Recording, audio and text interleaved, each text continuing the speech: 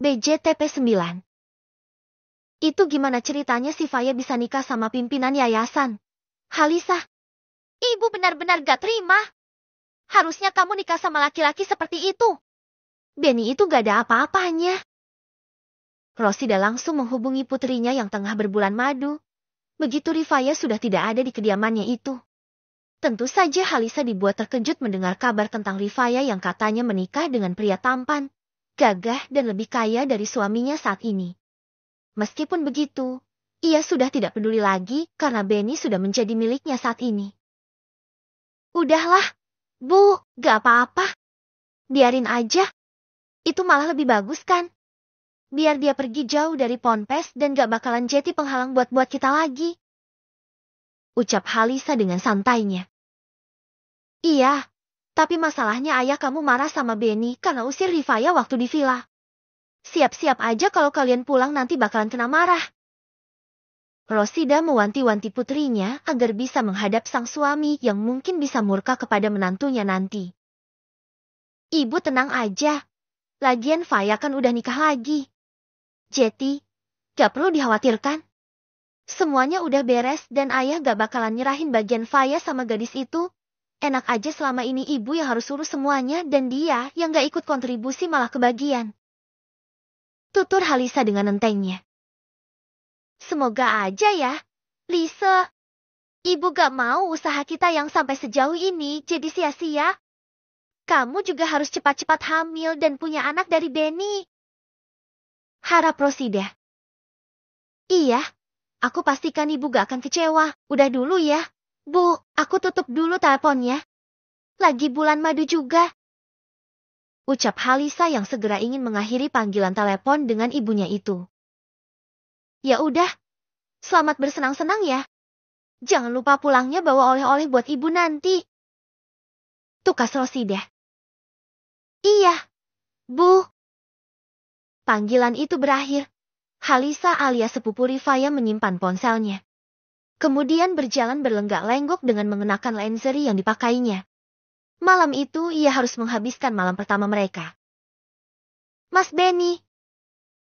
Halisa naik ke atas ranjang, menghampiri Benny yang tertidur miring membelakanginya. Mas, lihat ke sini dong. Aku udah dandan cantik loh buat Mas Benny. Lanjut Halisa yang berusaha merayu suaminya itu. Benny terdengar menghela nafasnya kasar, lalu berbalik dan menatap tajam ke arah Halisa. Istrinya itu memang tampak cantik dan seksi dengan pakaian yang dikenakannya saat ini. Tapi, rasa kesal dan kecewanya membuatnya tidak berselera dengan Halisa saat ini. Cukup, Lisa. Kamu pikir aku akan tergoda dengan perempuannya licik seperti kamu, ha? Desisnya sembari membuang muka. Sikap Benny saat ini bukan tanpa alasan. Itu karena baik video hingga dirinya yang menceraikan Rifaya, semuanya karena rencana Rosida dan Halisa.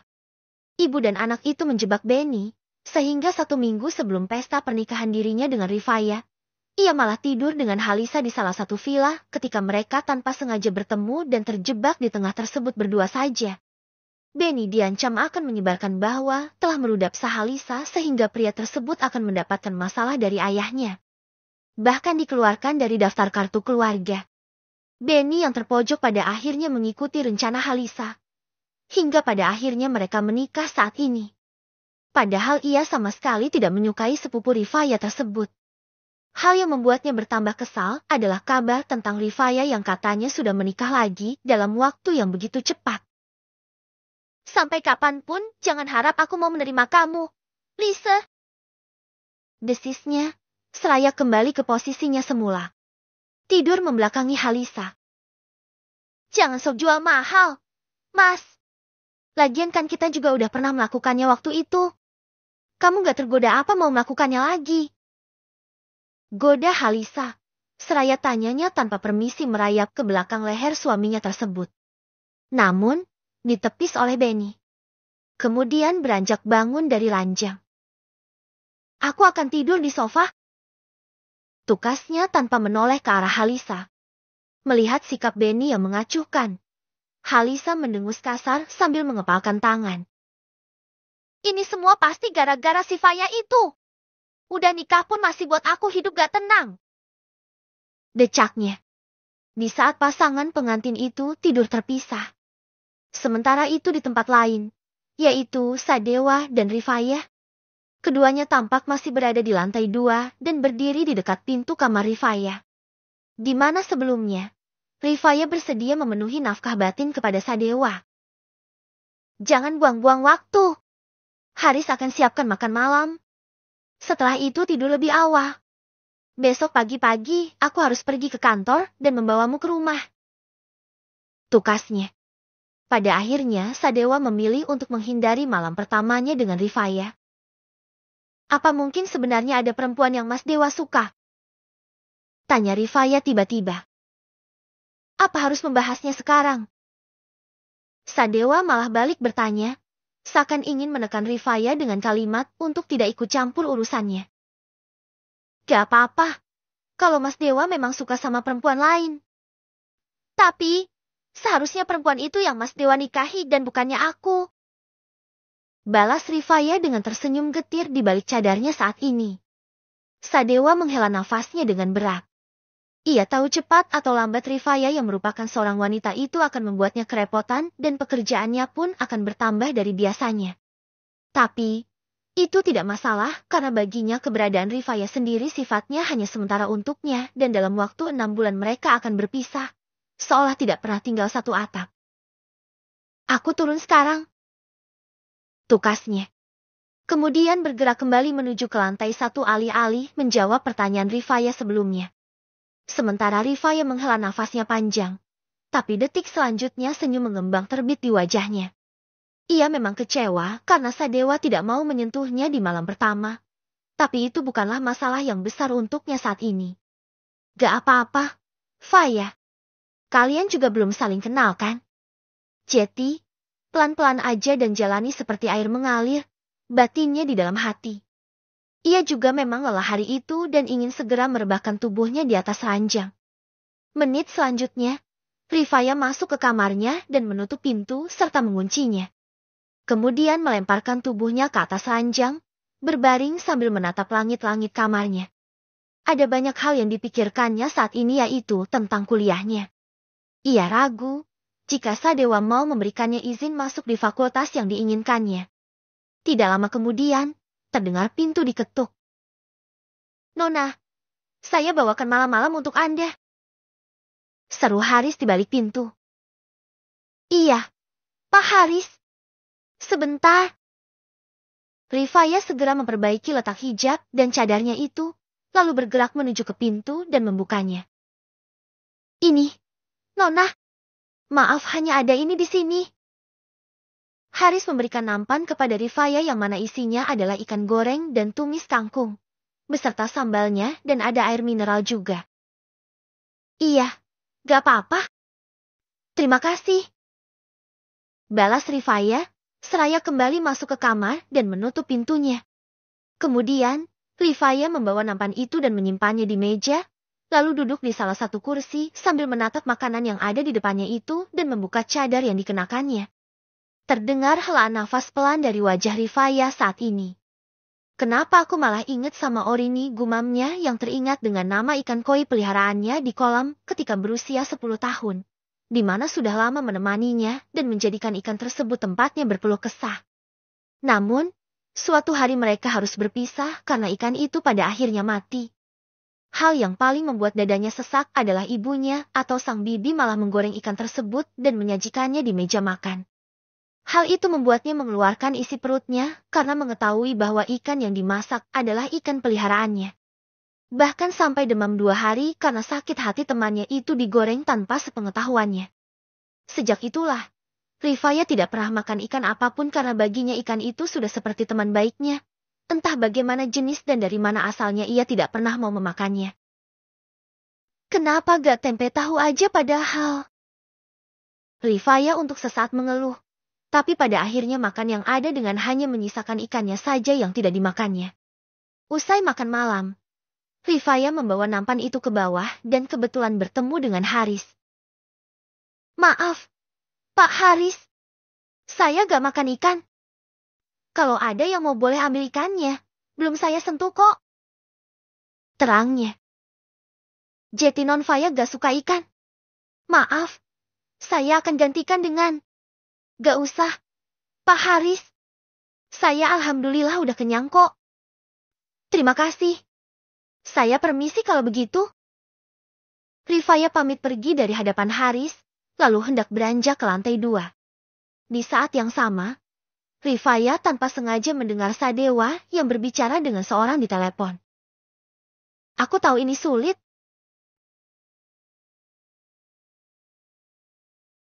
Tapi, tolong bersabar sedikit lagi. Itulah ucapan Sadewa yang terdengar di telinga Rifaya. Ia pun kembali dibuat tersenyum getir karena sudah menduga bahwa Sadewa mempunyai wanita lain di hatinya. Rifaya sebenarnya tidak mau ambil pusing, tapi tetap saja ada setitik rasa sakit yang menusuk ke ulu hatinya saat ini. Entah mungkin dirinya hanya akan menjadi batu loncatan bagi wanita yang dicintai oleh Sadewa agar bisa dinikahi. Meskipun Rifaya tidak tahu apa alasan mereka tidak bisa menikah atau bersatu. Tapi, yang jelas pernikahan pantai yang disebutkan oleh Sadewa mungkin memang akan benar-benar terjadi kepada dirinya. Gak apa-apa, aku yakin semuanya akan baik-baik saja. Batinnya seraya melangkahkan kakinya menuju ke lantai 2. Ia sepertinya tidak akan terlalu berharap agar nantinya tidak sampai menyakiti dirinya sendiri. Rifaya menepis semua pikirannya tentang masa depan seperti apa yang akan dihadapinya setelah 6 bulan nanti. Ia masuk ke kamar dan segera istirahat serta melupakan apa yang didengarnya tadi dari obrolan Sadewa. Keesokan harinya, Rifaya bangun lebih awal dan sudah bersiap sejak pagi buta dan saat ini hendak membawa kopernya ke lantai 1. Ia tidak ingin membuat Sadewa menunggu yang pada akhirnya membuat pria itu kesal atau sebagainya. Sebelum berangkat sarapan dulu. Tiba-tiba Sadewa sudah berada di lantai 2. Lalu pria tersebut tanpa banyak bicara mengambil alih koper yang ada di tangan Dibaya dan membawa koper tersebut bersamanya menuruni anak tangga. Sedangkan Rifaya sendiri berada di belakang mengikuti langkah Sadewa. Apa tidur kamu nyenyak semalam? Tanya Sadewa yang sudah berada di lantai 1. Rifaya mengerjapkan matanya untuk sesaat. Itu karena tidak pernah menyangka akan mendengar pertanyaan seperti itu dari Sadewa. Kenapa tidak dijawab? Ulang Sadewa. Itu. Alhamdulillah tidur aku nyenyak. Mas. Gimana sama Mas Dewa sendiri? Apa? Mas Dewa tidur nyenyak semalam? Rifaya balik bertanya. Berharap Sadewa menjawab pertanyaannya saat ini. Akan tetapi, Rifaya harus menerima kenyataan bahwa Sadewa sama sekali tidak mau menanggapi pertanyaannya tersebut. Mungkin bagi suaminya itu, pertanyaannya tadi bukanlah hal yang harus dijawab, lebih tepatnya memang tidak begitu penting. Meskipun sedikit kesal, Rifaya memutuskan untuk diam saja, lalu duduk di kursi dengan beberapa aneka makanan yang ada di atas meja makan. Di ruang makan itu juga ada Haris dan Sadewa yang duduk di salah satu kursi. Aku dengar kamu tidak suka makan dengan ikan. Jadi Haris sudah siapkan makanan lainnya. Apa ini sesuai? Sadewa kembali membuka suara dan bertanya kepada Rifaya. Iya. Rifaya memilih menanggapi ucapan Sadewa dengan singkat. Itu karena pria tersebut pun tidak menanggapi pertanyaannya dan selalu ingin bertanya seenaknya dan harus selalu ia jawab. Kalau begitu ayo makan. Perjalanan kita ke kota akan cukup memakan waktu lama. Tukar Sadewa, kalau mulai menyantap makanan yang ada di depannya itu. Kemudian beralih kepada Haris mengisyaratkan sesuatu agar pria tersebut untuk berbicara. Haris menganggukkan kepalanya tanda mengerti apa yang dimaksud oleh Sadewa. Nona, mengenai kuliah Anda, jurusan apa yang Anda inginkan? Tanya Haris mulai pembicaraan yang lebih serius saat ini. Meskipun begitu ia juga saat ini sedang menyantap makanannya. Rifaya sejenak terdiam dan belum menanggapi pertanyaan dari sekretaris suaminya tersebut. Apa gak masalah kalau misalkan aku mau ambil jurusan sesuai dengan keinginanku? Apapun itu? Tanyanya memastikan. Tentu karena sesuai dengan kesepakatan. Maksud saya karena memang tanggung jawab Pak Dewa sebagai suami Nona Faya dan tentunya tidak akan keberatan dengan jurusan apa saja yang Nona inginkan. Papar Haris. Sadewa diam sambil menikmati sarapannya itu dan mendengarkan percakapan dua orang yang ada di depannya saat ini. Sementara Rifaya masih belum bisa mengatakan apa jurusan yang diinginkan. Katakan sekarang juga. Jangan buat aku menunggu. Ucap Sadewa tiba-tiba dengan nada tegas di tengah percakapan Rifaya dan Haris. Rifaya meneguk ludahnya dengan kasar mendengar bagaimana Sadewa yang begitu tampak serius saat ini dan bahkan menaikkan nada suaranya. Ia harus segera mengatakannya. Langsung entah itu disetujui atau tidak oleh suaminya itu nantinya. Aku sebenarnya mau masuk ke Fakultas Kedokteran Hewan, Mas. Ucapnya pelan. Kebetulan Non Gita juga mengambil jurusan dokter hewan. Timpal Haris yang tidak menyangka istri atasannya itu memiliki jurusan yang sama dengan Nagita. Dokter hewan? Kenapa memilih jurusan itu? Tanya Sadewa penuh selidik. Itu karena aku memang menyukai hewan, Mas. Terutama ikan, dan kalau memang dibolehkan, aku nantinya mau mengambil dokter hewan spesialis ikan. Ungkap Rifaya. Kebetulan sekali, Nona. Ucap Haris tiba-tiba. Pak Dewa ini merupakan pecinta ikan koi. Bahkan di apartemennya ada ikan koi Platinum Slayer yang berukuran cukup besar. Paparnya. Wajah Rifaya langsung berubah cerah hingga senyumnya kian mereka di balik cadarnya saat ini, ketika mendengar Sadewa mempunyai ikan koi berukuran besar. Serius, Pak Haris? Apa aku boleh lihat ikan itu? Mas Dewa, apa aku boleh buat ke apartemen untuk? Gak. Selah Sadewa. Itu bukan tempat yang bisa kamu datangi seenaknya. Dan Haris, sebaiknya jangan banyak bicara. Tegasnya, seraya menyelesaikan sarapannya dan hendak bergegas dari tempat itu. Baik, Pak Dewa. Haris langsung mengunci rapat bibirnya karena selalu saja mengatakan hal yang tidak penting, tapi membuat Sadewa marah atau kesal. Sementara senyum Rifaya di balik cadarnya itu langsung menyusut mendengar Sadewa yang tidak memungkinkan menunjukkan ikan peliharaannya tersebut. Terus siapa yang boleh ke sana, Mas? Apa jangan-jangan perempuan yang Mas Dewa sukai boleh ke tempat itu kapanpun? Ucapnya dengan nada sinis. Sadewa yang baru beberapa langkah bergerak dari tempat itu menghentikan langkahnya begitu mendengar perkataan Rifaya. Jaga ucapan kamu itu. Apakah gak malu dengan hijab dan cadar yang kamu pakai itu? Lalu menuduh orang dengan sembarangan. Tegasnya. Rifaya memutar bola matanya karena merasa Sadewa sedang memutarbalikkan fakta di depan semua orang. Ia yakin memang ada perempuan yang disukai oleh suaminya itu. Meskipun tidak tahu siapa sebenarnya perempuan tersebut. Cepat habiskan makanannya. Aku tidak suka menunggu lama di mobil. Tukar Sadewa, kemudian melanjutkan langkahnya dan meninggalkan ruang makan itu.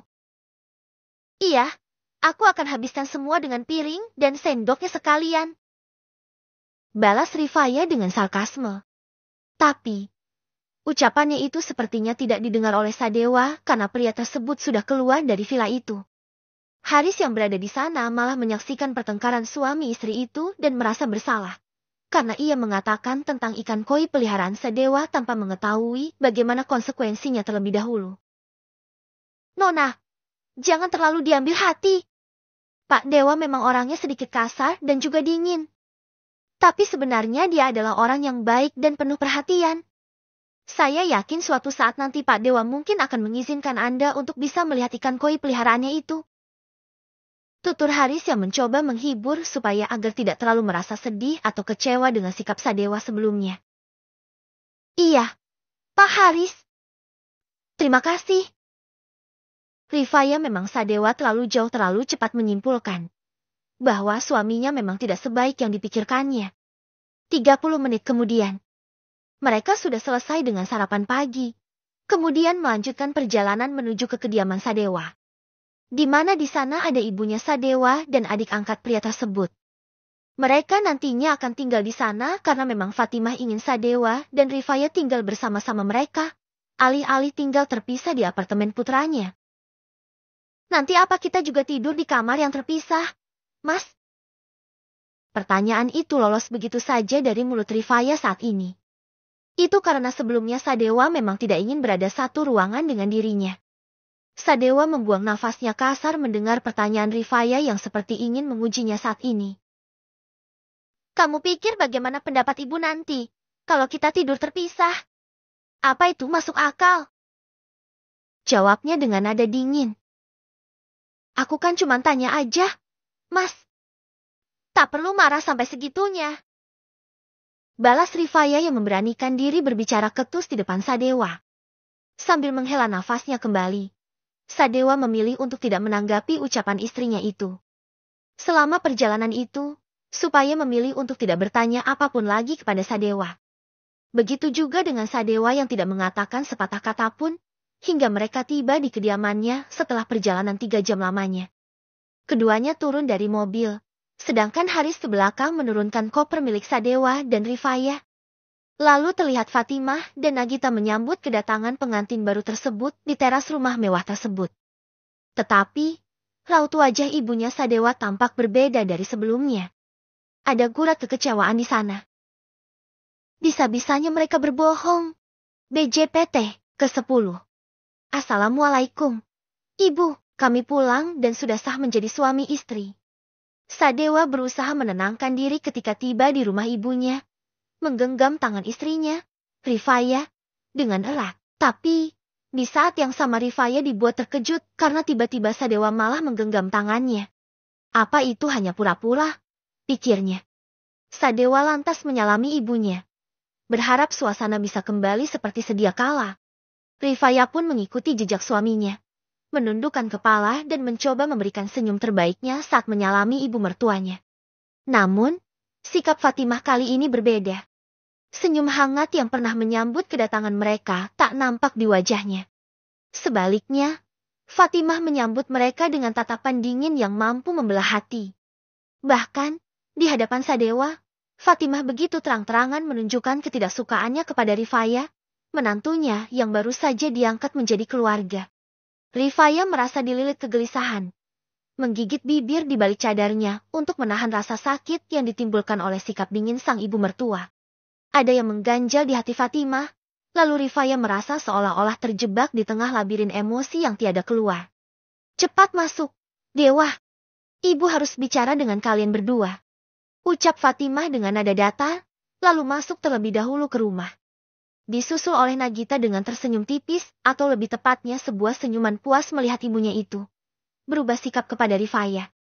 Sementara Sadewa dan Rifaya dibuat keheranan dengan sikap sang ibu yang berubah 180 derajat. Terutama kepada Rifaya. Mas, apa aku buat kesalahan? Tanya Rifaya setengah berbisik kepada Sadewa. Aku juga gak tahu. Sebaiknya masuk dulu. Sadewa segera masuk, lalu diikuti oleh Rifaya di belakang. Keduanya berharap tidak ada masalah yang serius sehingga membuat sang ibu berubah sikapnya seperti tadi. Tidak memakan waktu lama, keempat orang tersebut pun duduk di ruang tengah. Sedangkan Rifaya sendiri duduk berdampingan dengan Sadewa di sofa lainnya. Tapi, suasana atmosfer di tempat itu benar-benar mencekam dirasakan oleh Rifaya saat ini. Terlebih lagi ibu mertuanya malah menatap tajam ke arahnya untuk beberapa saat. Ibu ingin kamu jujur, Dewa. Ucap Fatimah membuka suara. Sadewa mengerutkan keningnya dengan cara ibunya berbicara seakan marah kepadanya. Tapi, kenapa? Jujur soal apa, Bu? Apa ada masalah? Aku lihat sikap ibu sama Rifaya juga berbeda dari 2 hari yang lalu. Pasti ada sesuatu kan? Tebaknya. Memang ada. Kamu? Ah bukan. Bisa aja kan perempuan itu yang berbohong tentang statusnya sama kamu sejak awal. Ungkap Fatimah yang kembali menatap tajam ke arah Rifaya.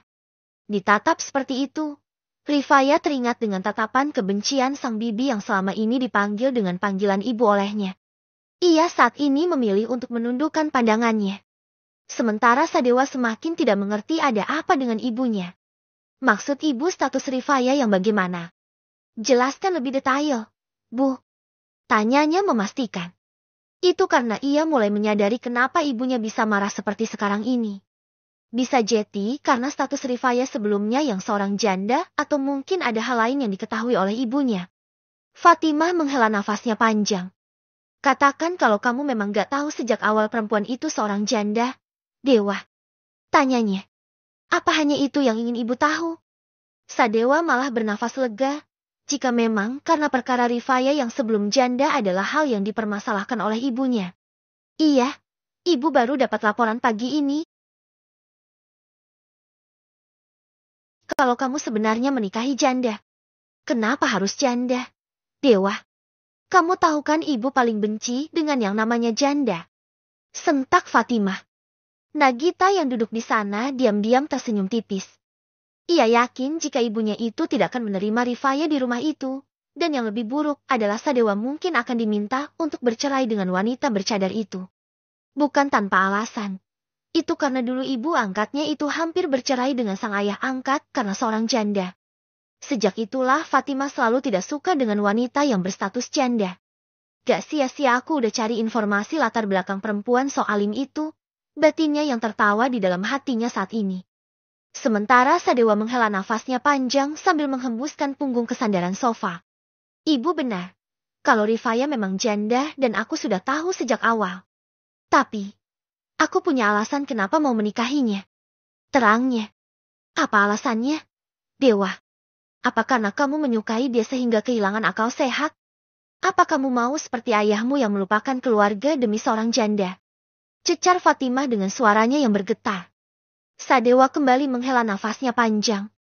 Aku dan ayah itu beda, Bu. Lagi pula Rifaya menjadi janda karena difitnah dan bahkan ditalak di malam pertamanya. Meskipun begitu, dia belum disentuh oleh suaminya. Jadi dia bukan janda. Tapi juga masih perawan dan sama seperti wanita lain yang belum menikah. Aku bisa jamin itu. Papar Sadewa yang berbicara panjang lebar. Padahal ia tidak ingin berbicara sebanyak itu. Tapi keadaan memaksanya harus menjelaskan semuanya kepada sang ibu agar tidak ada lagi kesalahpahaman di antara mereka. Fatimah sejenak terdiam. Ia bisa melihat keseriusan di wajah Sadewa ketika mengatakan itu semua di depannya. Jadi dia benar-benar ditolak di malam pertamanya. Dan memang belum tersentuh oleh suaminya itu. Tanyanya memastikan. Iya, Bu. Jawab Rifaya yang memberanikan diri. Aku bisa menjamin itu semua, Bu, karena kami sudah melewati malam pertama bersama. Sambung Sadewa dengan nada serius. Rifaya merasa terkejut dan bingung dengan ucapan Sadewa tadi. Tanpa sepengetahuannya, Sadewa mengklaim bahwa mereka sudah menghabiskan malam bersama. Padahal sebenarnya itu sama sekali belum terjadi. Kenapa Mas Dewa berbohong? Apa semua ini hanya karena ingin dipercaya oleh ibunya? Batin Rifaya dengan rasa kecewa dan ragu. Ia berusaha mencari tahu alasan Sadewa melakukan hal ini. Namun di sisi lain dia juga merasa sulit untuk menyampaikan perasaannya dan meminta penjelasan dari suaminya tersebut. Apakah kesalahpahaman ini nanti malah akan merusak hubungan mereka atau justru membuatnya semakin kuat sebagai istrinya Sadewa? Rifaya mulai merasa resah dan tak bisa menyembunyikan rasa kecewa di hatinya. Tapi, apa harus sampai bilang gitu? Gimana kalau ibu Mas Dewa berharap punya cucu? Padahal kami sama sekali gak pernah bersentuhan. Batin Rifaya kembali dengan menghela nafasnya panjang. Hal yang dirasakan oleh Rifaya, nyatanya dirasakan oleh Nagita yang sama dibuat terkejut mendengar pengakuan Sadewa. Kakak angkatnya itu telah menghabiskan malam pertama dengan wanita bercadar itu. Itu gak mungkin. Batinnya yang tidak ingin menerima kenyataan seperti didengarnya barusan. Meskipun begitu, ia berharap ibu angkatnya itu tetap menaruh kebencian kepada Rifaya yang sudah membohongi mereka dengan statusnya sebagai seorang janda. Namun, siapa sangka raut wajah Fatimah yang tadinya serius dan tidak ramah berubah hangat seperti pertama kali bertemu dengan Rifaya. Ia merasa Sadewa sudah mengatakan kejujuran di depannya saat ini. Jadi, kalian sudah... Fatimah menggantungkan ucapannya di udara dengan menahan senyumnya. Ia seperti kembali ke masa lalu di saat menyandang status sebagai pengganti baru. Selain itu, harapannya mempunyai cucu mungkin akan datang lebih cepat dari perkiraannya. Melihat raut wajah ibunya yang kembali menghangat, Sadewa kembali dibuat bernafas lega. Ia memang sudah memikirkan cara untuk menghadapi ini ibunya. Jadi, ibu gak masalahkan tentang status Rifaya? Sadewa ingin memastikan bahwa semuanya akan berjalan dengan lancar. Entah sang ibu tahu dari mana. Tapi memang cepat atau lambat ibunya akan tahu tentang status Rifaya. Fatimah mengulas senyumnya. Begitu juga kepada Rifaya yang tatapannya kini kembali hangat. Kenapa ibu harus marah? Dewa, ibu cuman sedikit kesal karena kamu gak jujur.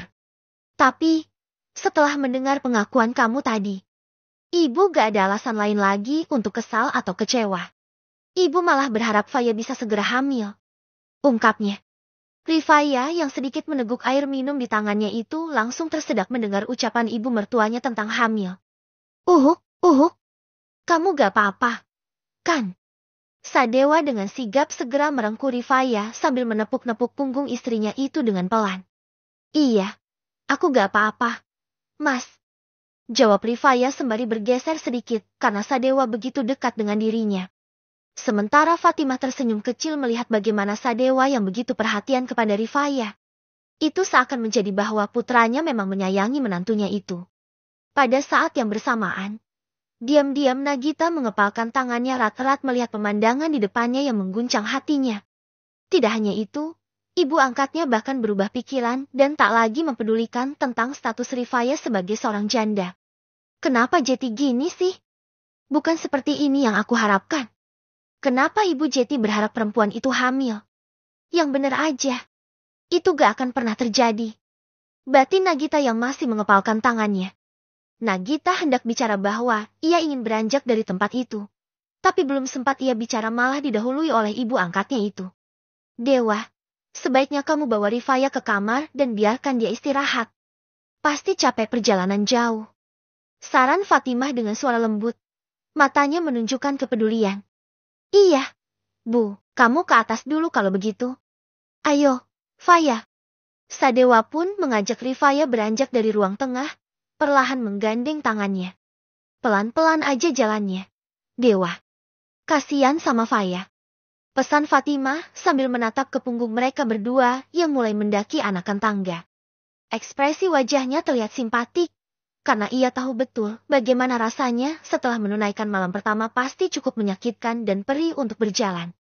Rifaya hanya tersenyum getir di balik cadarnya karena bisa menebak kenapa ibu mertuanya mengatakan hal seperti tadi.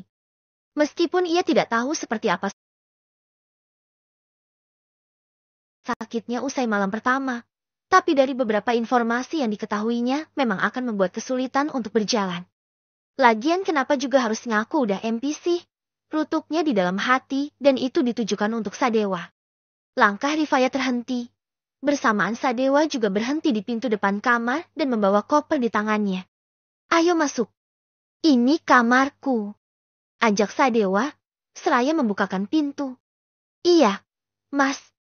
Rifaya menurut, lalu masuk Sadewa ke kamar suaminya tersebut. Begitu menginjakan kaki di dalam, Rifaya segera merasakan atmosfer yang kental dari kamar khas seorang pria.